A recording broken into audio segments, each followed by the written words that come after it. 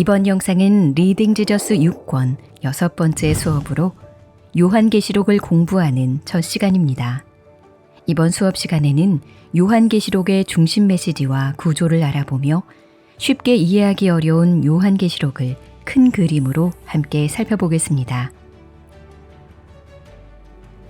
성경 66권 중 가장 마지막 부분에 자리하고 있는 요한계시록은 흔히 성경에서 가장 어렵다고 생각되는 책입니다. 책 전체에 걸쳐 나타나는 여러 가지 숫자와 환상 때문에 많은 사람들은 두렵고 혼란스러워서 이 책을 멀리하거나 내용과 주제를 이해하지 못하겠다고 느낍니다. 그러나 요한계시록은 분명한 주제를 선명하게 드러내고 있는 책입니다. 구약의 묵시문학을 대표하는 다니엘서와 같이 당대를 살아가던 그리스도인들에게 두려움이 아닌 위로와 소망을 주려는 목적으로 쓰여졌죠. 요한계시록 속의 여러 상징과 이미지들은 갑자기 등장한 것이 아니라 구약 성경에 그 바탕을 두고 있습니다. 그렇기 때문에 요한계시록은 성경 전체가 나타내는 큰 그림 안에서 읽는 것이 중요합니다. 그럼 지금부터 요한계시록의 중심 메시지를 함께 살펴보겠습니다.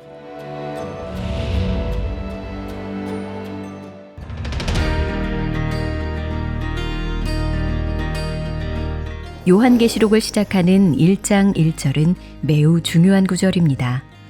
우리가 요한계시록을 읽으면서 가져야 할 마음가짐과 태도를 가르쳐주기 때문입니다. 먼저 예수 그리스도의 계시라는 구절에서 계시로 번역된 헬라어 단어 아포칼립시스는 베일을 벗기다 또는 드러내다라는 의미를 갖고 있습니다. 이는 요한계시록이 처음부터 진리를 비밀스럽게 숨기려는 것이 아니라 오히려 덮개를 벗겨서 그 내용을 보여주고자 한다는 것을 나타냅니다. 우리는 이 계시를 주시는 분인 예수 그리스도께서 어떤 분이신지 지금까지 살펴보았습니다.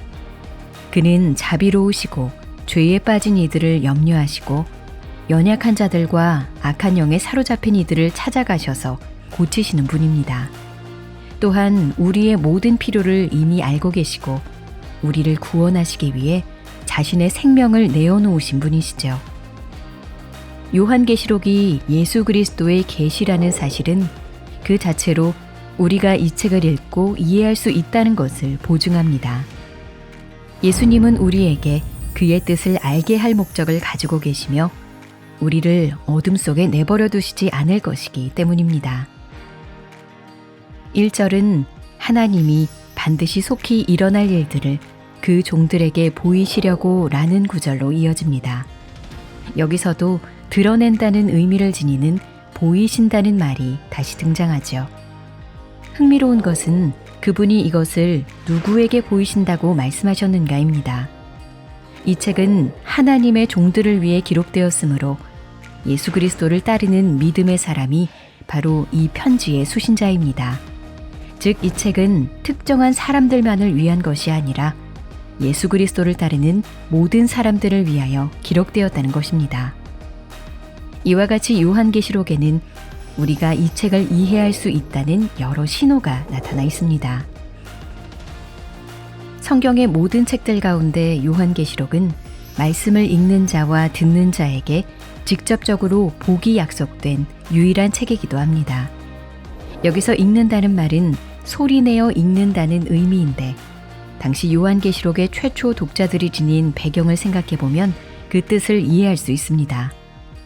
당시에는 모든 사람이 글을 읽을 수는 없었기 때문에 회중이 모였을 때 글을 읽을 줄 아는 사람이 책을 소리내어 읽었습니다. 이 책을 읽는 사람뿐 아니라 듣는 이도 복이 있다는 구절도 이러한 맥락에서 이해할 수 있지요. 하나님께서는 우리가 이 책을 꺼리는 마음을 아신 것처럼 책을 읽고 듣는 자에게 복이 있다고 말씀하십니다. 또한 그 가운데에 기록한 것을 지키는 자에게 복이 있다고도 하십니다. 이는 이 책의 특징을 보여주는 말씀으로 요한계시록이 단순히 미래에 대한 예언과 정보를 담은 책이 아니라는 점을 나타냅니다.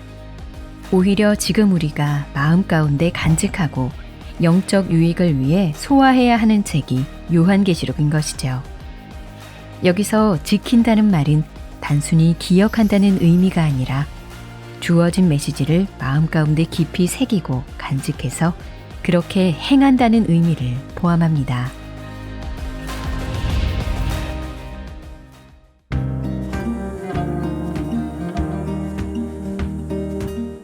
요한계시록이 어렵게 느껴지는 이유 가운데 하나는 여러 가지 환상과 상징 때문일 것입니다. 난해한 상징과 이미지들 때문에 많은 사람들이 요한계시록을 해석할 수 없는 비밀의 책으로 간주하곤 합니다. 그러나 요한계시록의 환상이 낯설기만 한 것은 아닙니다. 요한이 본 환상은 구약 성경에서 에스겔과 다니엘, 스가랴가 본 환상을 떠올리게 합니다. 요한계시록에 나타나는 많은 상징과 이미지들은 구약 성경에서 가져온 것이기 때문에 우리는 구약을 바탕으로 요한계시록을 읽어나가야 합니다. 이 구절은 구약의 어떤 이야기와 연결될까? 이 환상은 구약의 어떤 환상에서 가져온 것일까? 이렇게 구약 성경과 대화해 가며 읽어나갈 때에야 요한계시록의 의미가 우리에게 다가오게 됩니다. 하지만 우리는 또한 요한계시록에 주로 나타나는 상징들이 대부분 보편적으로 쓰이는 것이라는 점을 기억해야 합니다. 배경에 대한 자세한 지식 없이도 직관적으로 이해할 수 있는 상징이 많습니다. 책으로 비유하자면 요한계시록은 퍼즐이나 암호를 풀어야 하는 책이 아닌 그림책입니다. 수많은 퍼즐 조각들을 하나씩 맞춰봐야 하거나 어려운 암호와 수수께끼들을 풀면서 읽는 책이 아닌 것이죠. 오히려 요한계시록은 그 이미지가 생생해서 어린이도 이해할 수 있는 그림책에 가깝습니다. 따라서 마치 그림책을 읽는 것처럼 종합적인 방식으로 읽는 것이 요한계시록의 중심 메시지를 이해하는 데 도움이 됩니다. 왜냐하면 첫 구절을 통해 살펴본 것처럼 요한계시록은 사실 평범한 사람들이 읽고 이해할 수 있는 책이기 때문입니다.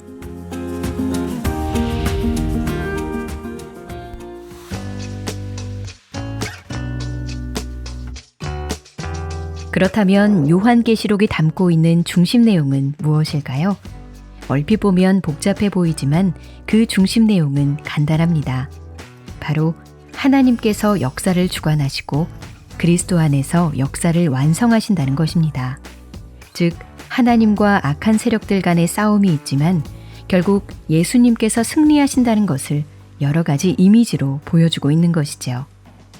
요한계시록을 읽을 때 우리는 이 중심 메시지를 염두에 두고 있어야 합니다. 전갈의 꼬리를 가진 황충이 무엇을 의미하는지 밝히겠다는 식이 아니라 그리스도의 최종적 승리라는 관점에서 요한계시록을 읽기 시작해야 합니다. 우리 문화 가운데 흔히 보이는 추세 중 하나는 예수님께서 우리의 친구라는 것을 과도하게 강조하는 경향이 있다는 것입니다. 예수님께서 우리를 친구로 부르신 것이 사실이며 이는 엄청난 특권이긴 합니다. 그러나 성경 전체를 보면 예수님은 위엄 있는 왕이시며 우주의 주인이십니다. 요한계시록에서 마지막 날에 반드시 일어나게 될 일이란 이 세상을 창조하신 하나님께서 역사를 운행하시는 가운데 만물이 예수 그리스도를 경배하는 자리로 나아가게 하시며 그를 따르는 이들이 그의 승리에 참여케 하시는 그것입니다. 요한계시록의 위대한 점은 이런 그리스도의 위엄과 주권을 환상과 이미지를 통해 표현함으로써 우리의 상상력을 사용하게 만드는 것입니다. 그러므로 요한계시록은 현재를 살아가는 우리에게는 소망의 책입니다. 두려움으로 다가오는 심판과 대적들과의 전쟁도 그리스도를 따르는 이들에게는 승리로 약속되었습니다. 다시 오실 왕께서 만물을 회복시키실 것이며 역사는 그리스도를 향한 영원한 찬송으로 나아가게 될 것입니다.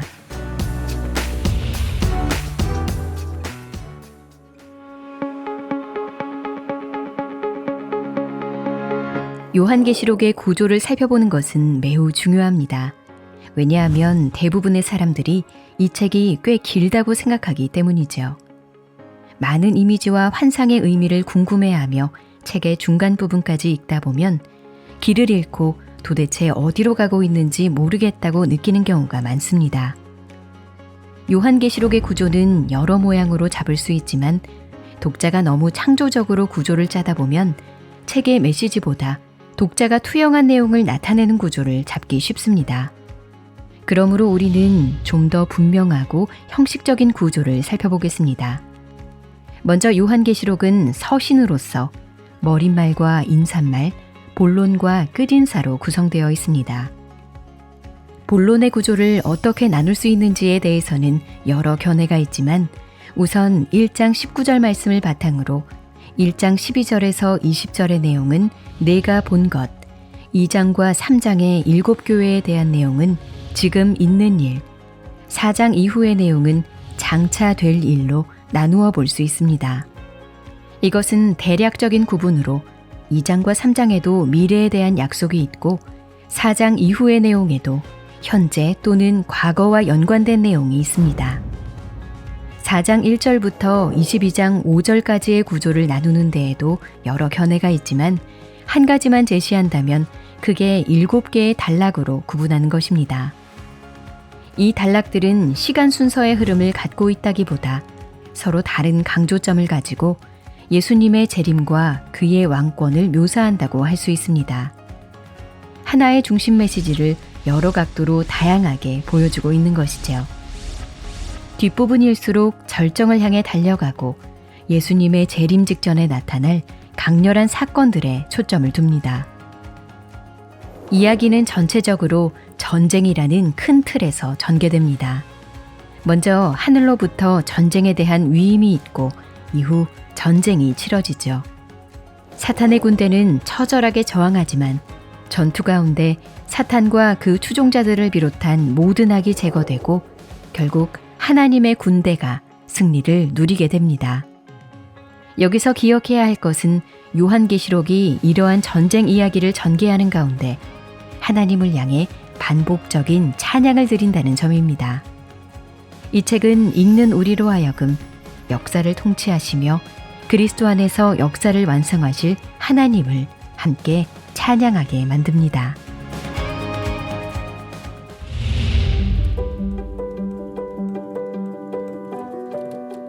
예수님의 압도적인 영광 앞에 죽은 자와 같이 엎드러진 사도 요한에게 예수님은 두려워하지 말라고 말씀하십니다. 그리고 요한계시록 전체에 걸쳐 당신이 사망과 음부의 권세까지 이기시는 분이심을 보여주시죠. 이처럼 요한계시록은 두려움이 아니라 승리가 약속된 소망의 책으로 우리에게 주어졌습니다. 처음과 마지막, 시작과 끝을 다스리는 예수 그리스도께서 모든 것을 초월하는 권세로 그의 백성들에게 최종적인 승리를 주실 것입니다.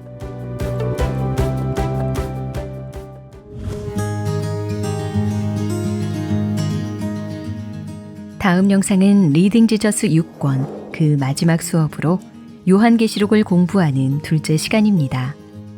다음 수업 시간에는 요한계시록의 주요 본문들을 살펴보며 구약 성경이 시작부터 고대하던 것이 알파와 오메가, 처음과 마지막이 되시는 예수 그리스도를 통해 어떻게 완성되는지 함께 알아보도록 하겠습니다.